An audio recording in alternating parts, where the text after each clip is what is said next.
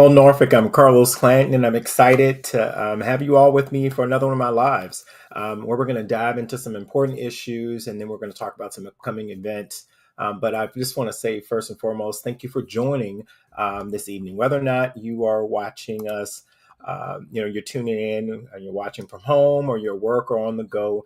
We really appreciate your engagement and your support. We're here to discuss the future of Norfolk and how we can come together to make a difference. And so I'm really excited just to have you all participate in this. And as I had said before, this is going to be an opportunity for to really do what I do, which is engage and advocate and to share information. So look, here are a couple things that we have for you that I want you to look at. And one of those things is to mark your calendar for some upcoming events that are taking place that I'd really like to see you all at. The first and foremost one is our Clanton Connect.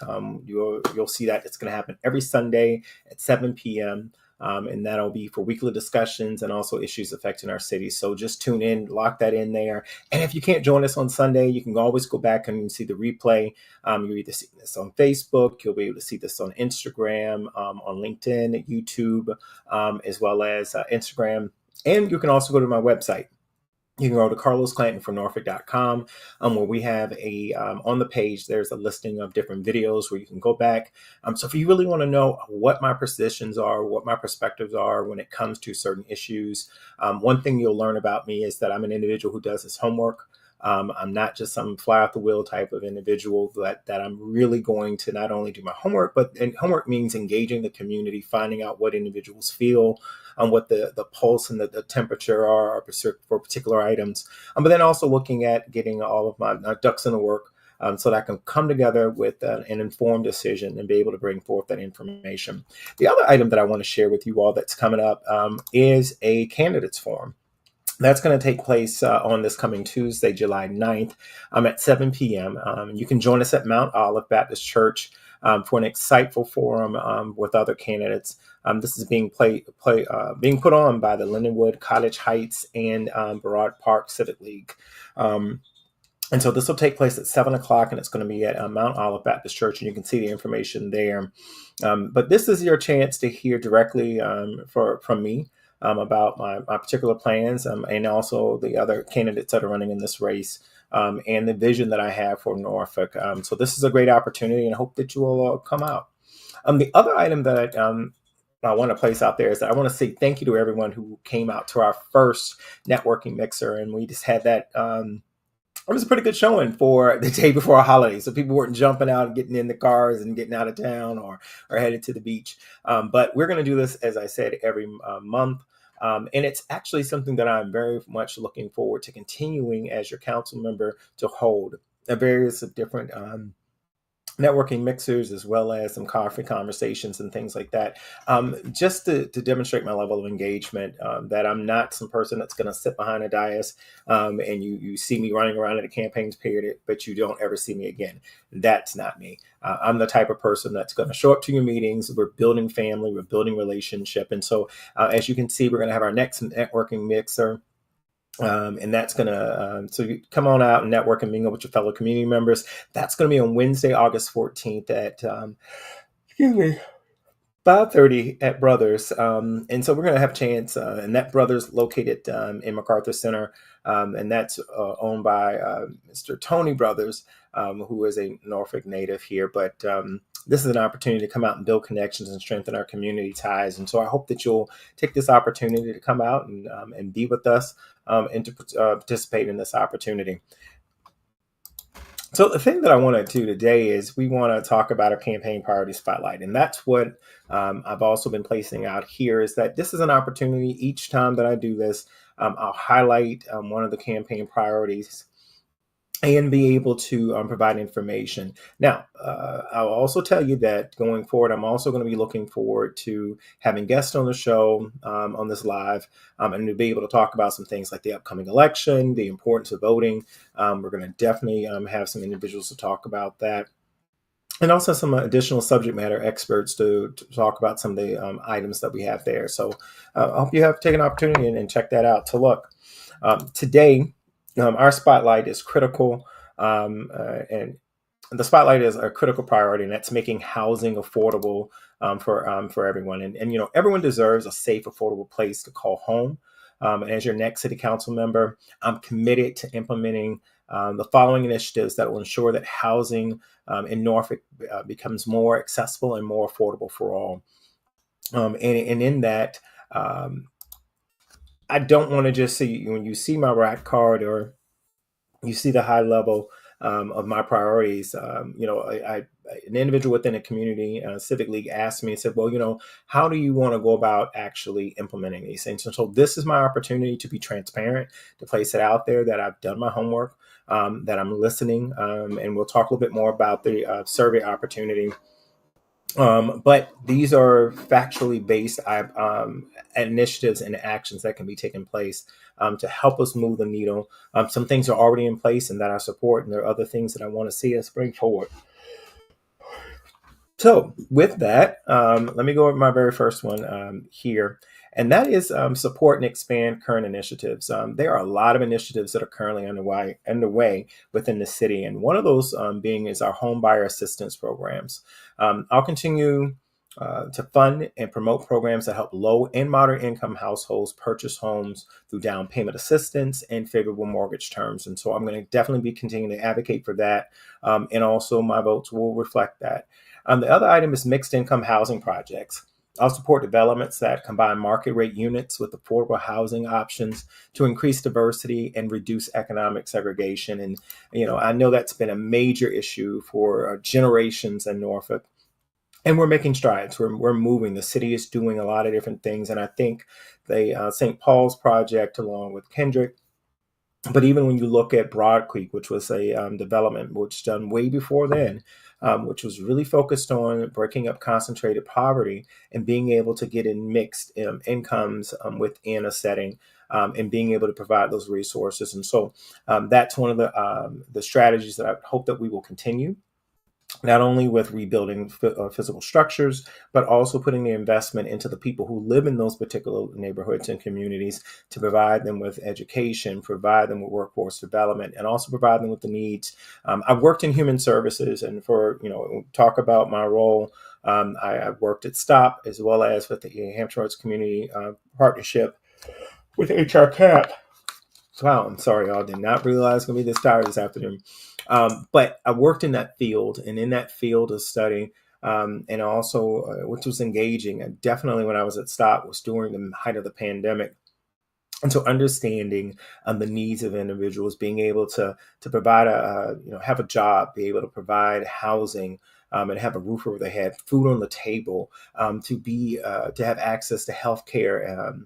All of those things is just Maslow's hierarchy, but those things are important because that's how we ensure that our fellow neighbor can be engaged and can receive the full benefits that life has to offer and that our community has to offer. So we've got to be able to support that. And so I'm really excited about continuously looking at what we can do. And I'll talk a little bit more about some other activities that'll be able to support that. But the other thing that Norfolk was happy to see this year was invest. And this is one of the things that came out of the Norfolk Wealth Project, which is a housing trust fund. And so I know that funding went into this year's budget, and it is something I definitely will advocate for the establishment and sustained funding of a Norfolk Affordable Housing Trust Fund. And that's provide a flexible and ongoing source of revenue for affordable housing projects within the community. And that's an important avenue, and I'll definitely continue to support those initiatives. So the next item when we talk about making housing more affordable, and that I believe that will support that, is innovative housing solutions. And so looking at some things, I mean, we all know that Norfolk is landlocked. Norfolk has essentially, I think, anywhere from 95 to 96% of the land within the city is landlocked. It's either federally owned, or we have faith-based or nonprofits that own land there. But there's just not a whole lot of, when you look at some of our cities that have a lot of suburban space, we don't have that. We are developed. We are a really mature city that has been around for a couple hundred years. So one of the opportunities that we can utilize is teeny home communities. And being able to do that I would very much like to support the development of teeny home communities as affordable and sustainable housing options, particularly to affect for transitional housing and addressing homelessness. I think being able to provide some of these smaller homes or even smaller footprints will allow us to be able to move the unhoused and get them housed. The other thing is accessory dwelling units, ADUs. I'll work with to legalize and promote the development of ADUs to increase affordable housing options and reduce barriers such as minimum lot size and requirements. I know that we have some historical neighborhoods, and I'm not talking about going into the historical neighborhoods, but some of our neighborhoods that aren't historical but are traditionally workforce or have the space that we could potentially use that land and be able to reduce some of the barriers that we have around some of the requirements that we have to be able to place more housing in there is an important avenue that we could definitely utilize. The other one that I want to look at that I believe is another opportunity for us is the preservation and rehabilitation.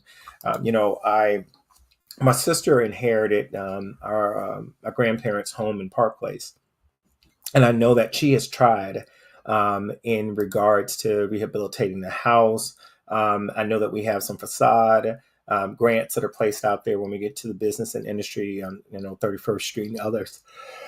But one of the things that I'm really looking at is about expanding and publicizing rehabilitation programs for existing housing, especially for properties owned by low income residents, and partnering with organizations like Habitat for Humanity. I believe that this is a great way to support homeowners or individuals who are in homes and saying, okay, how can we help you be able to add value back to your home so that it continuously be the investment that you want it to be. And the other thing is energy efficient upgrades.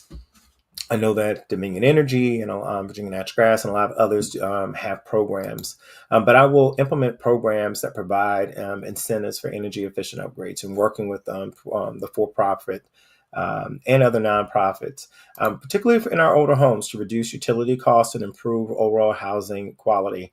As I mentioned, when I worked with STOP and also with HR CAP, I was became very familiar with weatherization programs, particularly in a lot of places within our rural and even some urban areas. There, individuals aren't able to upkeep their homes, which means that the home is not energy efficient, which means that particularly in the warm months and in the very severely cold months, you're either losing a lot of energy, you're either losing a lot of cold air or using a lot of hot air. And a lot of times you'd be amazed at what weatherization, just being able to put weather strips around doors and window seals and maybe be even replacing furnaces and some things like that can reduce the cost. Again, that becomes another barrier and a burden on an individual who's trying to make rent, who's trying to pay the utilities, and you get these astronomical utility bills. And so when we can just make that investment on the front end and being able to help with weatherization and some of the other things within the homes, we can reduce the overall cost, and then it frees up additional resources for that family and those individuals there. So I'm very committed to that. I've worked in that area, and it's something I definitely would want to continue to see move forward. One of the other things that we're looking at is deconcentration of poverty. I kind of talked about that a little bit with the St. Paul's quadrant. But public housing as a whole with HUD is moving away from public housing. And it's moving into a different direction. And so we know that this trend is happening. We know that the federal government is making this change. And so it is incumbent upon us to get ahead of that. And I applaud the efforts of the city and our redevelopment housing authority to understand that that is happening and to be proactive in developing plans. And even implementing and putting in the resources with the People First plan. We're not just moving people. Norfolk is not just moving people, but they're also educating them. They're ensuring that they can be self-sufficient. One of the things that I learned working in human services, that when individuals are working with clients, particularly when we were trying to get housing going and get individuals moving in there, is that there was a thing that we called the benefits cliff. And that's when individuals who had subsidies and different things from the federal government and other different programs that we're helping them to maintain, then there becomes a certain comfort level. If you make this amount of money, you can be able to get these resources in, and it creates that cushion and that buffer. But then when you start talking about, okay, well, you want me to get trained, I can then get a higher paying job. And in many cases, you get that higher paying job. And the next thing is that comfort, that cushion that you had, those programs go away. And so we call that the benefits cliff. And so an individual who's never experienced those things, and so if you don't know how to manage money, if you don't know how, what credit looks like and all those other things, you really add a new level of anxiety with on an individual who wants to do the best for themselves and their family. However, they're in a situation now where you're taking something away from them, or you're placing on some new restrictions on them, that can be detrimental. And so being able to provide, and I appreciate the People First plan with the city of Norfolk, being able to educate individuals so that when they approach that, doing better, getting additional education, certification, getting a higher paying job, when those things happen and you get to that benefits cliff, you're prepared to leap over that cliff and not feel that there's something that's going to be taken away and it's going to be detrimental to your family. So one of the things, I'm going to continue to redevelop public housing projects to include mixed income units, ensure these redevelopments are located in high opportunity areas with access to quality education, healthcare, and employment opportunities. And I say that again, access to quality education, healthcare, and employment opportunities. City Council does not control all those things. However, City Council can be the glue that ties all those things together. Being a partner with public education and continue to do that with Norfolk Public Schools, being a partner with our public health as well as our private health agencies within the city, and also looking at employment opportunities, continuing to look at economic development, looking at what trends for job opportunities that are present now, as well as job opportunities that can be present, future opportunities within the city. So this is something where it's just not in a vacuum. It's not isolated, that we continue to work with. One of the other things that I'm looking at is tenant mobility programs, and that's like People First. Will support tenant mobility programs that assist low-income residents in moving to higher opportunity neighborhoods through financial assistance, counseling, partnerships with local landlords. And I think that we've definitely got to look at how we can continue to build that stockpile up. I know I was at a recent with the Virginia Poverty Legal Law Center, Virginia Poverty Law Center, and we were talking about some of the new laws that were putting in place. And I'll talk about that a little bit later about my new resource page. But being able to know what the laws are, how they protect you in any particular situation. And so I want to make sure I put that information out there because somebody may be in that situation. And so I want to make sure you receive that. But one of the other things that I'm looking at is I'm very big on regionalism. As a former director of the Chamber of Commerce here in Norfolk, we were very big on regionalism. I actually have a flag that's around here. That's the Hampton Roads regional flag. It's very weird because when I tell people I'm from Hampton Roads on the 757, they will typically see, it's like, well, you guys don't have any counties. And I'm like, yeah, we don't. But I think over the decades, there has been a lot more effort in regionalism. And so I believe that another area within regionalism that we can work on is regional coordination and capacity building when it comes around capacity building. So one of the things I'm looking at is SWAM developer training. And I'm going to expand, and I'll support efforts to expand small women-owned and minority-owned SWAM developer training programs to build local capacity for affordable housing development and encourage more local participation in housing projects within our area. And I think that this is something that we can definitely do. There is a regional economic development group now, and I think that housing in itself can also be included in that as another area. A regional housing consortium, I'm going to continue to support strengthening the support for Hampton Roads Housing Consortium. That's going to support regional planning efforts and to share resources across municipalities. And I think that when you start looking at that, and I think council about a couple work weeks back was talking about that, was literally saying how we were part of this consortium, and where we could make investments in to other economic development projects that may not be in our locality, but our city can receive the benefits back because of that investment. And so I think that that's a great thing when we start talking about, we don't, we've got the Tides, which we love, and we've got the Admirals, which we love.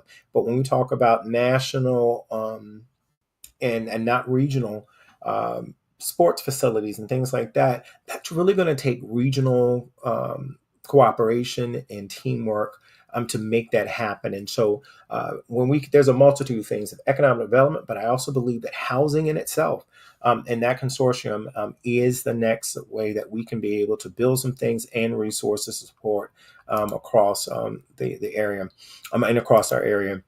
The other thing is looking at federal and state grants. There's a lot of money opportunity. I work in nonprofits, and so one of those things that I have been very attuned to is looking at the number of grants and things that are out there. And I can't tell you how many grants go unanswered because we just don't have the capacity, or we haven't made that investment into being able to go after those particular grants. And so I'm going to aggressively, ask that the administration pursue federal and state grants that are dedicated to affordable housing and community developments. We'll be able to leverage programs like low-income housing tax credits, which is an LIHTC, and community development block grants, which CDBG, which I know that the city of Norfolk participates in, and we just got to continue to push that forward. The other item in that one is looking at the private sector. I think that there is an opportunity for us to be able to look into the private sector. I believe that doing that, being able to have more public-private partnerships.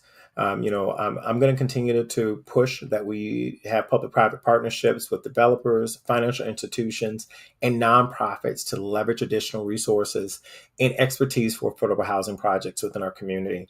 And I believe that that will definitely open up a lot of things where one entity may have the land, but they don't necessarily have the capital. And I think that this is a great way of being able to fuse those groups together to be able to work and to support one another. The other thing is looking at our homeless initiatives, and I know that in the past that the mayor, a former mayor prior to Mayor Alexander, had a task force on homelessness, and I know that Mayor Alexander has also looked at that. But I'm going to be I'm going to be dedicated to being able to ensure that. I'm also going to be looking at what we have going on in Super Ward 7. And as well as collaborating with those efforts across the city to address homelessness, focusing on immediate relief and long-term solutions, and proposing additional funding to expand homeless shelters as well as support services. Again, my experience in working in human services, when people are in crisis, we've got to get them out of the crisis first and foremost, to get them stabilized. And then once we get them stabilized, we can then begin to look on to getting them to expand and to look at next steps. But when you have individuals who are in crisis, homelessness, who are unhoused, they don't have food, they don't have those basic things there, they're not thinking about anything else other than the now and the present. And so if we can have those safety nets in place that allow individuals to deal with the issue of their crisis, but then able to move them into the next phase of stability, that's very important to me. And when I think about people and what we can do on that. And the other thing is the permanent supportive housing. I know that Norfolk is, we're landlocked, but I think that there are some opportunities with some older buildings and maybe space that is not being utilized. And with that, I'm going to advocate to invest in permanent supportive housing solutions that'll provide stable housing along with essential services such as mental health care, addiction treatment, and job training. Again, all of this stuff is connected with what I stand for. Mental health is a major priority for mine. I mean, when we talk about investing in people, so many individuals are dealing with stress, trauma, a lot of different things down there. So the mental health component is very, very important to me. I know individuals who suffered from that, and it's just something that I want to make sure that we put the necessary resources in there. Addiction treatment, work serving on the school board. There are a lot of things that I'm seeing with our youth that they're being exposed externally out within the community that gets placed back into the school setting, but just also home. A lot of that stuff that starts at home and in the community, and also individuals who job training, making sure that from the Norfolk Public School side that we can work to talk about our adult education and training, but then also those individuals who have come out of gotten their high school diploma, but what's next? So working with our community colleges, some of our other for-profit area schools with training areas as well, to be able to provide those opportunities to ensure that individuals get what they need. The next item that I have down here, and really these are the initiatives that are designed to ensure that everyone in Norfolk has access to safe, affordable housing. Together, we can build a community where no one is left behind. And that's something that I am definitely focused on. And so I hope that you'll have take an opportunity. These items will actually, in their details, will be placed on my website. You'll be able to click on that section and it'll open up and give you the entire plan down there. So you heard it from me that this is something I'm working on. The other thing that I want to share with you is community resources, and I mentioned this earlier. That for more information about housing, about some of the resources that are out there, I am launching tonight our community resources section on my campaign website, where you can go, you can visit, and use that as a resource to get you to other places. But as you're looking at housing, you're looking at all these other different services out there. But I want to make sure that I'm providing valuable information. And that's something that I'm very appreciative of Councilwoman Royster, who's been sitting there. Councilwoman Royster has literally stepped up the game in the respect of making sure that you're informed as a citizen and a resident within Super Ward 7 or just across the city about the various different programs. She's listening, she's being innovative. And this is just one way that as your next councilman, if you also so to give me that opportunity, that I'll continue to work hard to raise the bar even further and continue to provide information. So if you haven't taken that opportunity, I encourage you to go to my website, and you can actually find that information there. And I'm actually going to pull that up there for you, because you can also follow me on our website. And you can also follow me on social media. And if you do follow me on social media, there are two things you're doing. You're going to look at Carlos Clanton for Norfolk or C. Clanton for Norfolk. And you can look at either one of those and provide information. And a way of connecting and seeing what information I'm placing out there for you on a consistent basis. So I just want to let you know that that's coming up. I'm so excited here. But look, we're here to support you with information and tools that you may need. And that's not just starting off the campaign, but this is something that I'll continue to do. I'm probably, even looking at the lives here, just continuing that and dropping information out there to ensure that you receive that. The other thing is that, I want you to know whether or not, it's like I mentioned, the community resource page is coming up. So that's new and that's going to drop tonight. So at 12 midnight, that page will be live. Take an opportunity to peruse that, and we'll continue to add things to it. Different community events that are coming up and so forth, so that you can go in and check that out, and then it'll link you back to the city and other groups there as well. So I want you to know, are you in Super Ward 7? This is important. So Super Ward 7 is a large part of the city. It goes all the way from the naval base all the way down to by the airport, past Military Circle, takes you all the way back around Campus Stella Berkeley, shoots up on the St. Paul's, all the way to Huntersville, hits a little bit of Park Place, goes to Lambert's Point, and then it shoots back up around that Tidewater Drive area. And then it teeters over to Titustown and then portions of the base there. So it's a very, very large portion of our city. And so I want to make sure that your voice is heard. And remember that, your voice matters in this particular election. And so if you're watching this now, I want you to check. I want you, one, make sure if you're in the ward, but if you're not, that's okay. I still want you to go and check to make sure that, one, that you're registered to vote. We need everybody to vote. I know in Virginia, we say this almost every year, but it's very important that you go out and vote because, your voice is your vote. And we need everyone to ensure. We know in 2016, when individuals stayed home, did not vote, people were not excited or happy about the outcome. But when you don't vote, that is also you giving your vote away and your voice. So make sure that you are participating in that. And just know that together we can drive the change that we want to see within our community, and we can do that together. Um, so, if you have any questions, this is an opportunity where you can drop those in. If you're watching this later and you're not there, you can also put them into the chat. They will come up, and I'll be able to get those later. And if you just are seeing this and you leave it in the chat, I will pick them up, and I'll make sure that I share them during our next live and be able to address them for you. And I want to make sure that I provide you timely information. So the other thing is just don't forget that there are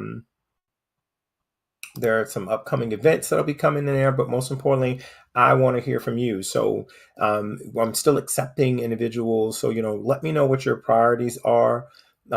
If you have ideas, suggestions, concerns, make sure that you include them. And you can do that in the survey. You can scan that, or you can go to my website and you can actually provide that information as well.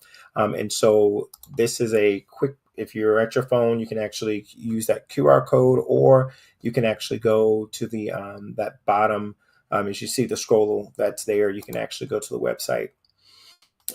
The other thing is like I mentioned, there's some upcoming events that are coming. Don't forget about the community forum, candidates forum that's taking place this Tuesday, July 9th. It's going to be at 7 o'clock. Again, it's going to be at Mount Olive Baptist Church.